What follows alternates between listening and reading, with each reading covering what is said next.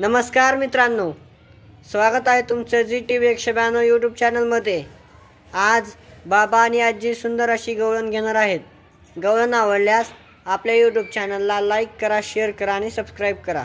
तर चला आपण गवळणीला सुरुवात करूया। रुईचा पदर आला खांद्यावरी, आला खांद्यावरी, आला आला खांद्यावरी, हो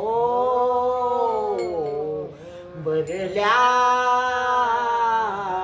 बाजारी जाई,